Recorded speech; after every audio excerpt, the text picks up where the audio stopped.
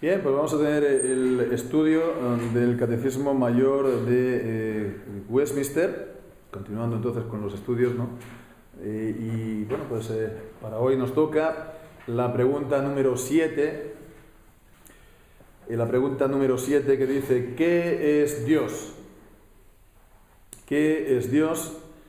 Y la respuesta es: Dios es un espíritu en sí y por sí mismo, infinito en su ser, gloria, bienaventuranza y perfección.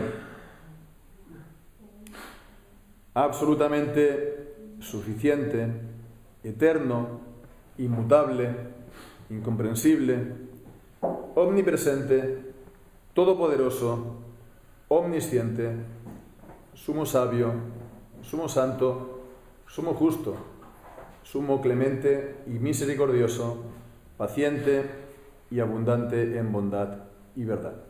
Amén. Pues vamos a estar considerando esta pregunta, esta respuesta acerca de qué es Dios, y que vemos está pues hablando de del ser y de los atributos de Dios, ¿no? Entonces esta respuesta no es que sea muy larga, ¿no? Hay otras que son mucho más largas, ¿no? Cuando ya lleguemos a las que tienen que ver con la ley de Dios, ya veremos, ¿no? Que por cierto, bueno, para eso ya tendrán que pasar unas cuantas semanas, ¿no? Meses, tal vez años. Pero bueno, el caso es que esta pequeña definición del ser de Dios pues está llena de contenido y bueno, ya de entrada digo que no lo vamos a poder ver en una sola tarde, en una sola estudio. Y también de entrada, pues bueno, antes de comenzar en materia, pues así a modo para sentar las bases, ¿no? Del estudio del ser y de los atributos de Dios de una, digamos, manera correcta, ¿no? Con una buena actitud, debida actitud, al tratarse de estar tratando, inquiriendo acerca del ser y de la naturaleza y de los atributos de Dios. Hombre, pues debemos de hacerlo, sí, pero bajo el principio, la premisa de que bueno, somos incapaces, ¿no? de comprender a Dios, ¿no? Y somos también incapaces de expresar debidamente el ser de Dios, ¿no? Es decir, por mucho que hablemos, ¿no? Y que incluso pues hablemos correctamente acerca de Él, Dios siempre es más, ¿no? Dios trasciende nuestros pensamientos, ¿no? Como la altura de los cielos sobre la tierra, así son más altos mis pensamientos que vuestros pensamientos, ¿no? Entonces Dios ese siempre está más allá, ¿no? de nuestras palabras, y esto incluso tal y como Él se revela, tal y como Él se da a conocer. Nuestras ideas acerca, o las ideas del hombre acerca de Dios, las ideas naturales, ¿no? Pues es acerca de su existencia, su poder, su sabiduría, ¿no? Pero lo que sabemos por medio de la palabra es mucho más, y lo que sabemos por medio de la palabra también es verdad. La palabra nos dice cosas ciertas acerca de Dios, pero con todo y con eso ya digo que bueno, pues siempre Dios está mucho más allá, ¿no? Incluso de cuando la Escritura está hablando bien o correctamente acerca de Él, ¿no? Es lo que pues vemos en el Salmo 106 y versículo 2. Cantamos o también el Salmo 139 después. Salmo 106 y versículo 2. ¿Quién expresará las poderosas obras de Jehová? ¿Quién contará sus alabanzas, ¿no? ¿Quién expresará las obras, cuanto más entonces incluso su ser, que es infinito. Y también en el Salmo 139 y versículo 6, que dice: tal conocimiento es demasiado maravilloso para mí, alto es, no lo puedo comprender. Y está hablando pues más aún aquí, sobre todo el versículo anterior, de las obras de Dios, pues cuánto más alto, sublime, maravilloso es el conocimiento de Dios. Entonces esta comprensión, ¿no?, de que Dios siempre está más allá, de que Dios nos faltan las palabras para expresar debidamente quién es Dios y cómo es Dios. Esto ha llevado el desarrollo de en la teología, ¿no?, de una corriente, se puede decir así, llamada la teología negativa. No sé si nos suena de algo. La teología negativa consiste o se dedica no tanto a expresar quién es Dios o cómo es Dios, sino lo que Dios no es, ¿no? Por de ahí el nombre, negativa. No expresa tanto lo que Dios es, sino lo que Dios no es. Y esto pues siempre nace y parte de esta aprehensión, ¿no?, o de esta impresión, o de esta conciencia de la trascendencia absoluta de Dios. Y bien, pues yo creo que esto es un extremo, esto lleva las cosas a un extremo. La teología negativa a veces pues goza de cierta buena reputación, ¿no?, según qué ambientes, ¿no? Pero ciertamente creo que es llevar las cosas a un extremo, porque la Escritura, ¿no?, las Sagradas Escrituras son palabra inspirada por Dios, y aun cuando por medio de ella no podemos conocer pues plenamente acerca de Dios, esto no significa que no podamos decir nada acerca de Dios. Algo podemos decir, algo que sea verdadero, algo que sea justo, sí que podemos decir, ¿no? Sí que podemos decir. Entonces no podemos decirlo todo, pero eso no significa que no es lo mismo que no poder decir nada acerca de él, ¿no?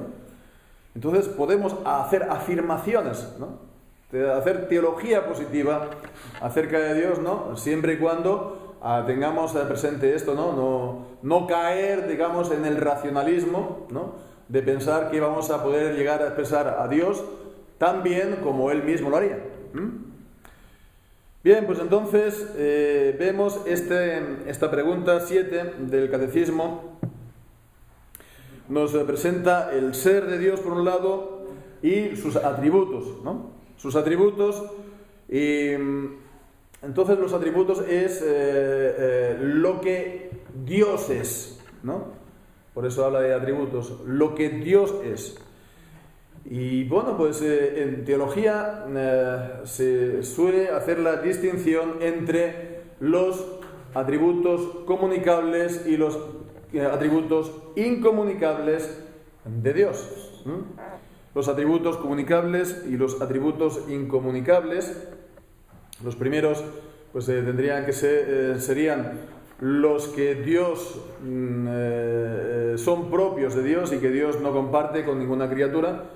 Y los segundos comunicables, como su nombre indica, pues lo que sí, ¿no?, compartiría con las criaturas, y particularmente el hombre.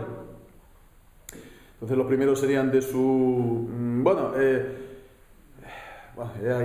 vamos a hablar un poco de esto, pero antes también decir que esta terminología atributo incomunicable, atributo comunicable de Dios a veces se cuestiona, ¿no?, como que no es apropiada o del todo correcta. A veces se dan otros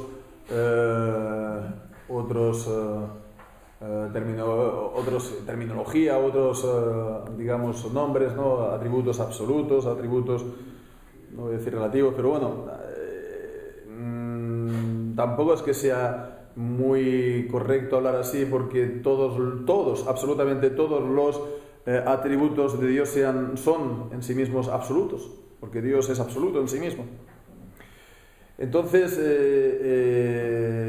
bueno, la idea de atributo comunicable e incomunicable es que el atributo incomunicable está hablando de más bien la naturaleza del ser de Dios, mientras que los atributos, los incomunicables son de la naturaleza del ser de Dios, y los llamados comunicables pues están expresando el carácter moral de Dios, el carácter moral o personal de Dios. Y entonces pues de esta manera en parte también lo hallamos reflejado, los encontramos también en el hombre, ¿no? Pero con todo y con eso, ¿no?, hay que tener en cuenta que ningún atributo de Dios es comunicable tal y como se encuentra en Dios. Tal y como se encuentra Dios es infinito, por lo tanto es incomunicable. Entonces, bueno, también es bueno tener esto presente para no tener una visión un poco, bueno, pues una visión un poco no justa, ¿no?, de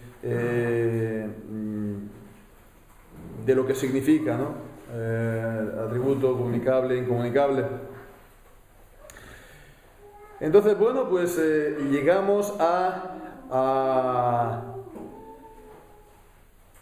bueno, pues entonces a adentrarnos un poco en lo que nos dice aquí este texto, esta pregunta, esta respuesta.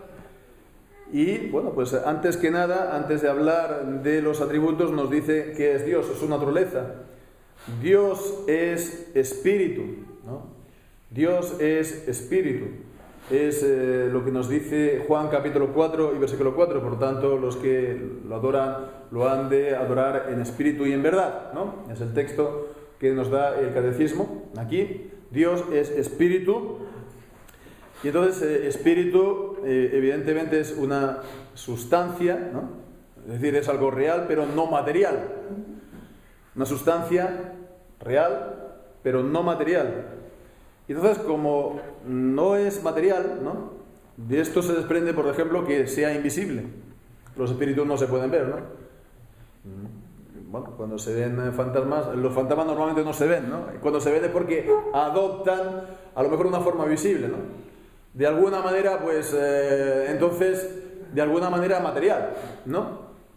Pero un espíritu es inmaterial, por lo tanto, no se puede ver. Por consiguiente, también no se puede representar. Cuando Jesús está diciendo en Juan capítulo 4, versículo 24, que le han de adorar en espíritu y en verdad, entre otras cosas, ¿no? Se está refiriendo a que no se puede representar a Dios ni la divinidad por medio de imágenes, ¿no? Y que la espiritualidad de Dios, que Dios es espíritu, demanda que le estemos adorando conforme a su palabra. Pero bueno, esto no vamos a entrar en ello, ¿no? Esto nos alejaría de nuestro tema. Si Dios es espíritu también, esto depende que la eternidad de Dios, ¿no?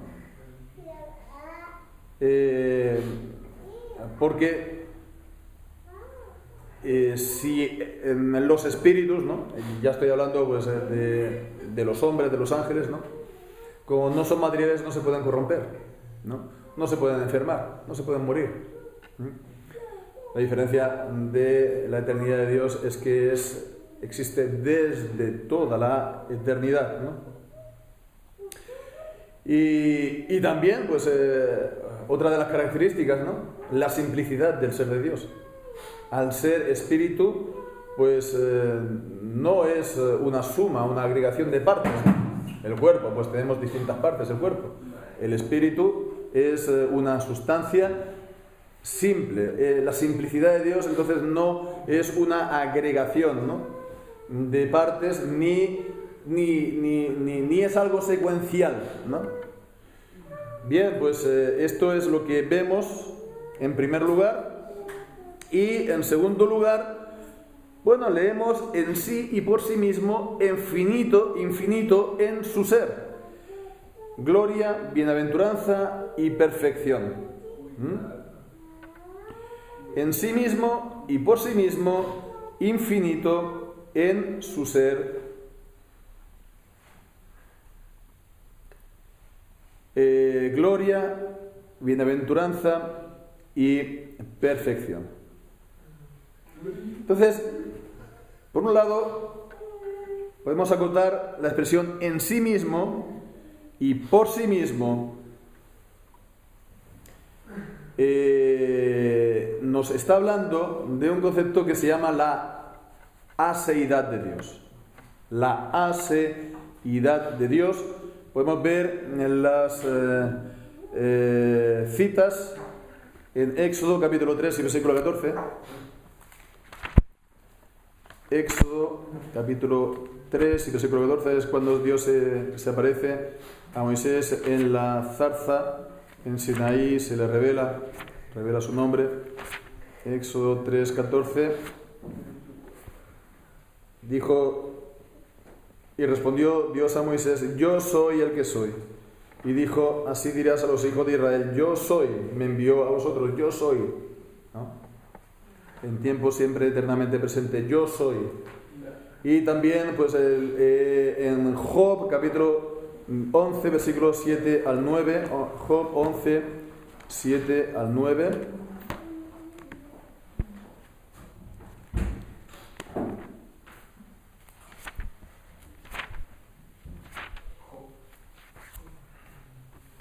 Descubrirás tú los secretos de Dios, llegarás tú a la perfección del Todopoderoso.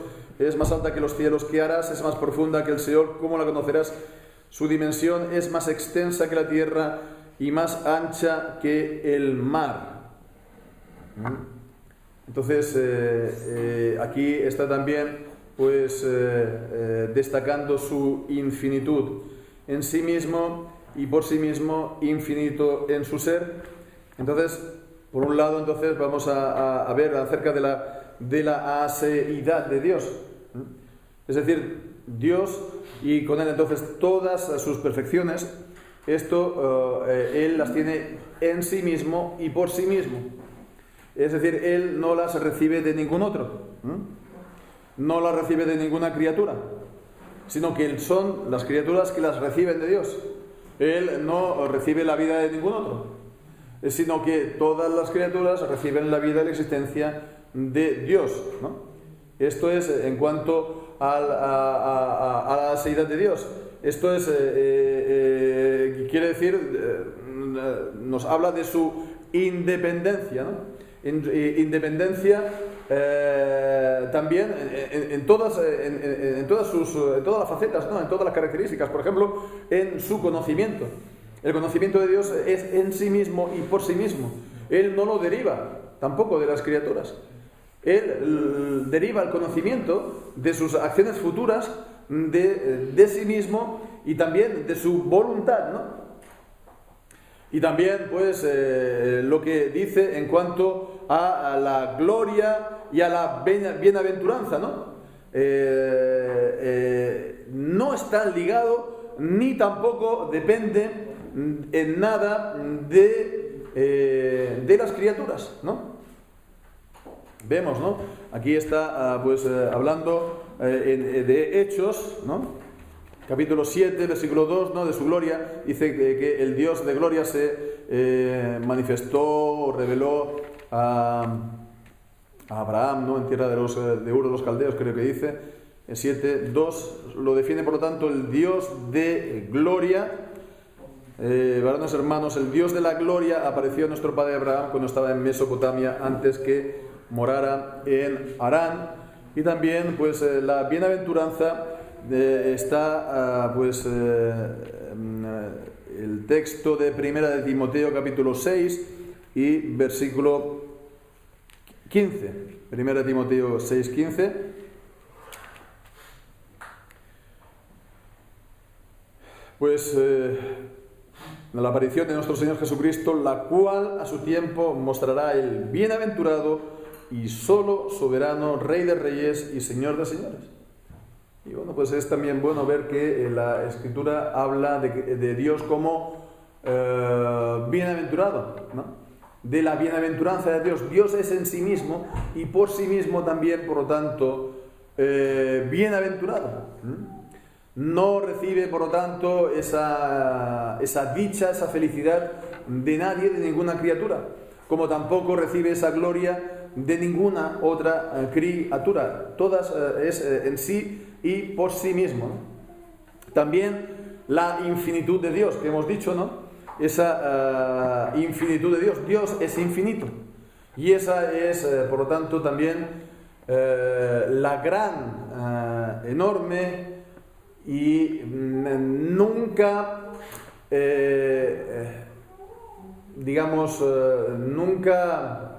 nunca cesa la diferencia entre Dios y nosotros. Él es infinito y nosotros no lo somos. Dios es espíritu y espíritu infinito. Nosotros tenemos una parte espiritual, nuestro espíritu, pero Él es finito, ¿no? Y infinito significa que está sin límites, ¿no? Sin límites. Y bueno, pues que Dios es infinito, esto significa que lo es Él en su ser, y lo es, o lo son todos los atributos de Dios. Hay una vieja máxima, ¿no? que dice que todo lo que está en Dios es Dios. Todos los atributos de Dios es Dios, ¿no? No es una parte de Dios, no son unos agregados a Dios, ¿no? No son una parte, digamos, separada de Dios, son Dios, ¿no? Y Dios es infinito, y esto significa, por lo tanto, que en todos sus atributos Dios es infinito, ¿no? En todos sus atributos, tanto los llamados atributos incomunicables como también los comunicables, ¿no? Bien, pues también habla de que Él es, una idea bastante relacionada también, absolutamente suficiente.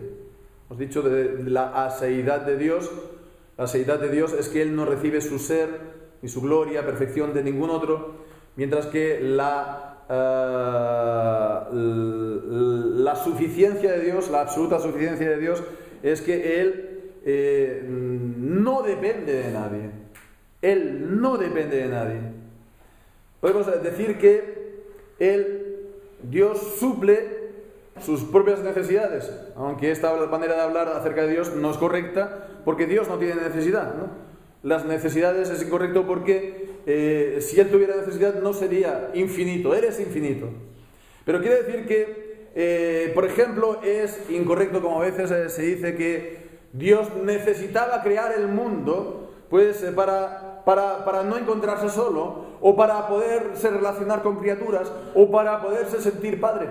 Todo esto ya lo es Él en sí mismo.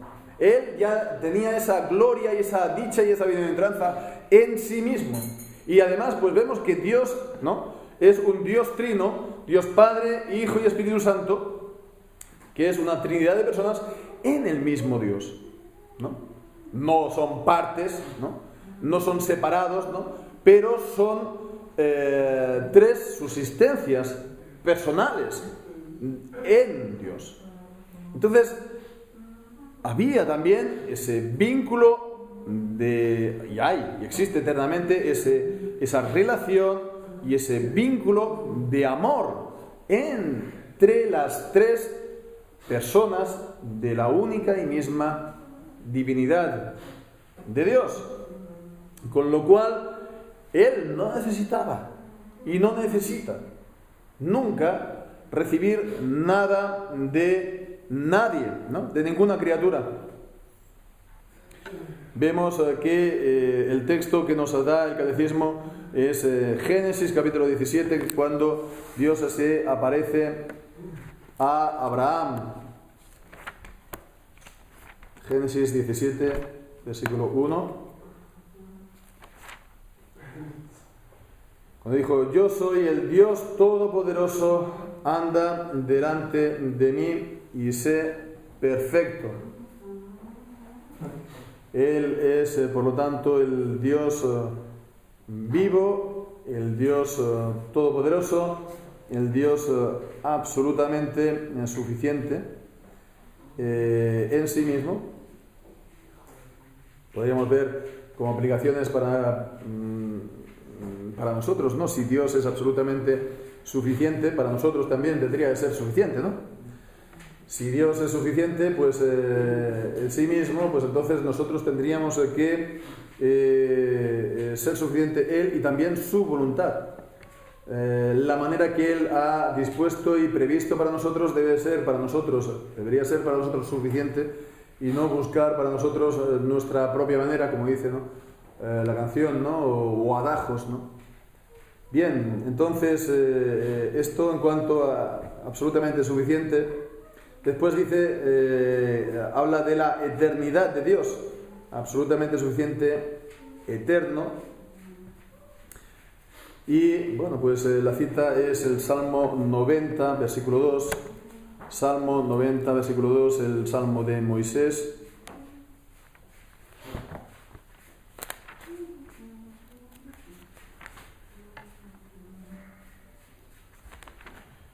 Antes que naciesen los montes y formases la tierra y el mundo, desde el siglo y hasta el siglo, tú eres Dios. Antes de la creación, antes del universo, desde el siglo y hasta el siglo. Es una manera de decir, desde una eternidad hasta otra eternidad, tú eres Dios. Desde todo pasado hasta todo futuro. Pero no solo esto, sino que Dios sea eterno significa que en Dios no hay ninguna sucesión de tiempo. Él está fuera del tiempo. Él está por encima del tiempo. Entonces, vemos, esto es incomunicable también para nosotros, porque sí es cierto, Dios da vida eterna. Bueno, nuestra alma y también las almas de todos los hombres que perecen, ¿no? Pues son inmortales, ¿no? Lo que pasa es que los que perecen van a estar pues en el infierno para siempre. Pero cuando dice que nos da vida eterna, significa que nos da la vida eterna juntamente con Él para siempre. Pero con todo y con eso, la eternidad de nuestro espíritu no es comparable tampoco a la eternidad de Dios, porque Él ha creado, Dios, nuestro espíritu, mientras que la eternidad de su ser no tiene principio ni fin de días, es eterno. Bien, después vemos la inmutabilidad de Dios, y con esto creo que vamos a concluir por hoy. Él es absolutamente suficiente, eterno, inmutable. Y da dos textos, primero en el Antiguo Testamento, Malaquías, capítulo 3. Malaquías son los dos textos, podemos decir, clásicos para hablar de la inmutabilidad. Hay más, por supuesto. Cuando dice que Dios no es hombre para que se arrepienta. Por ejemplo, creo que esto lo encontramos en Primera de Samuel, capítulo 15, hablando de memoria. Pero vemos que en Malaquías, capítulo 3 y versículo 6, nos dice: porque yo, Jehová, no cambio, por esto, hijos de Jacob, no habéis sido consumidos. O también en Santiago, capítulo 1 y versículo 17.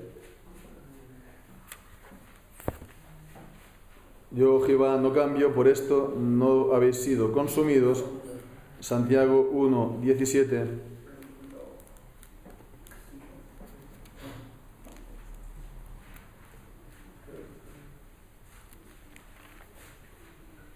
Toda buena dádiva y todo don perfecto es de lo alto y desciende del Padre de las luces, en quien no hay mudanza ni sombra de variación. Y en ambos lugares vemos la idea de que no hay cambio en Dios. Yo no cambio. Aquí utiliza la palabra mudanza. No hay cambio en Dios. Y depende, pues, de todo lo que hemos estado viendo anteriormente. Si está la aseidad de Dios, ¿no? Dios recibe su ser de sí mismo. Si hablamos de la simplicidad de Dios, ¿no? Si hablamos también de su eternidad, ¿no? Pues entonces esta aseidad, esta simplicidad, esta eternidad de Dios es en su existencia, pero también en todo lo demás, en su conocimiento y también en su voluntad. En su voluntad. Y por eso Dios es inmutable en su ser, Él no cambia, y también pues en su conocimiento, que no lo recibe de la criatura, de la creación, sino en sí mismo y por sí mismo, y en su voluntad, que no está en función de la criatura, de la creación, sino en sí mismo y por sí mismo. Dios entonces es inmutable. Ya digo, nos podemos quedar aquí porque hoy en día esto es una de las graves, digamos, de las graves taras que hay hoy en día, en nuestro tiempo, en la teología, sobre todo en la teología de carácter liberal, abierta, ecuménica. Se acostumbra a presentar a Dios de una manera, pues, se habla de la teología del proceso, se habla de del Dios, de la debilidad de Dios, Dios débil, del teísmo abierto. Entonces, todas estas cosas, todos estos términos, estas etiquetas, vienen a expresar una idea, ¿no? Que es que en Dios hay cambio. Que Dios está relacionado de tal manera con el mundo que el mundo produce cambios en el ser de Dios. Produce cambios en el ser de Dios. Bien, pues entonces vemos, esto plantea un grave desafío, aunque ellos lo plantean, lo celebran, ¿no? Había un libro que se hacía la publicidad diciendo hay esperanza para la teología, porque Dios es tal, ¿no? Dios, el teísmo abierto, etcétera, etcétera. Se presenta como la gran esperanza para la teología, porque la idea del Dios de la Biblia, inmutable y que, no depende de la creación para nada, lo ven, no sé si es una amenaza o qué, ¿no? Es más simpático para ellos, ¿no?, pensar en Dios en estos términos, ¿no?, en términos de evolución, de transformación, ¿no?, de cambio. Por lo tanto, si es así, Dios no es infinito. Dios no es infinito y hay necesidad en Dios, ¿no? Una necesidad que proviene de fuera, ¿no?, que es exterior a Dios. Entonces, ¿a dónde puede conducir esto? Pues es lejos, pero no es el parámetro del Dios de la Biblia. Podemos decir que está presentando un Dios distinto. Y no pensemos que los evangélicos no estamos exentos de esta manera de pensar acerca de Dios. Por distintas razones, por distintas causas, ¿no? Por un lado, porque se ha hecho teología, sobre todo en el siglo XX, un poco en reacción contra, ¿no?, a la teología, del ser de Dios, tal como lo estamos ahora aquí hablando, ¿no? Incluso en terrenos conservadores reformados, ¿no? Podría hablar del presuposicionalismo, Bantil, etcétera, etcétera, que tiene cierta aversión a todo esto que estamos hablando, ¿no? Entonces, por eso hay una cierta propensión, una cierta debilidad, entonces, en esta teología que le puede permitir pues cierto mimetismo con lo que hemos dicho antes. Pero también en el mundo evangélico normal, porque aunque ya eso ya no sea pues intelectualmente, por medio de razonamientos, sino sea más bien por nuestra manera de ver las cosas, no tanto argumentos, sino razones afectivas, ¿no? o emocionales, ¿no? La idea, por ejemplo, de que nuestras oraciones pueden hacer cambiar a Dios es una idea tan evangélica, ¿no? Nuestras oraciones van a hacer cambiar a Dios. O que Dios, hay un cambio de actitud con respecto a una persona, ¿no?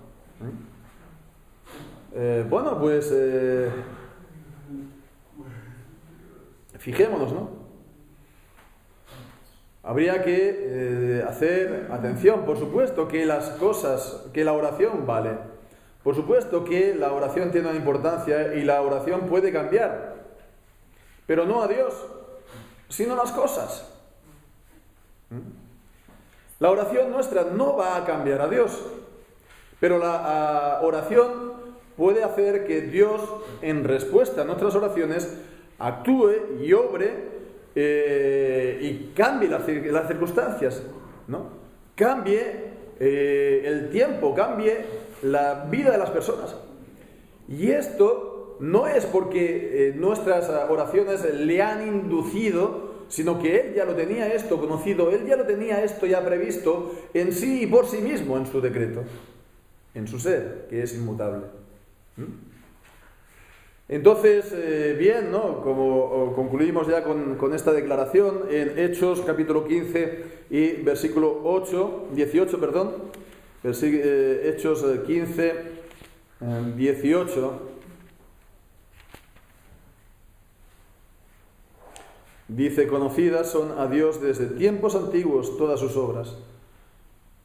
Desde tiempos antiguos, ¿no? Desde la eternidad son conocidas a Dios todas sus obras, todo lo que Él hace, porque Él lo ha previsto hacer esto en sí mismo y por sí mismo, la inmutabilidad de Dios. Y esto también es un apoyo para nuestra fe, no solamente teología así especulativa, no abstracta, escolástica acerca de Dios, porque la inmutabilidad de Dios, como hemos visto tanto en Malaquías como en Santiago, es un apoyo para nuestra fe, es un puntal, es una estaca, nos fija, ¿no? Porque yo no cambio, no habéis sido destruidos, no habéis sido consumidos, ¿no? Toda buena dádiva desciende de lo alto, del Padre de las luces, en quien no hay mudanza, no hay cambio, ¿no? Por eso el Señor prolonga su misericordia con nosotros a pesar de nuestras faltas y de nuestros pecados, y por eso el Señor prolonga su misericordia para darnos todas las cosas buenas que de Él recibimos, que Él se ha previsto hacer en sí mismo y por sí mismo en la eternidad, desde antes de la fundación del mundo. Pues amén, y que el Señor bendiga esta enseñanza en nuestros corazones. Amén.